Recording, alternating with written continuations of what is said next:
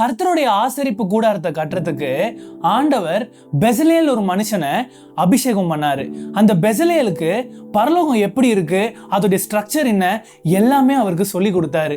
அந்த ஆசரிப்பு கூடாரத்தை அருமையா கட்டினாங்க. அதே மாதிரி தான் சாலமோன் தேவாலயத்தை கட்டும் போது எப்படி ஆலயம் கட்டப்படணும் அப்படின்ட்டு கர்த்தருடைய ஆவியானவர் வெளிப்படுத்துறாருன்னு வேதாகமத்துல போட்டிருக்கு.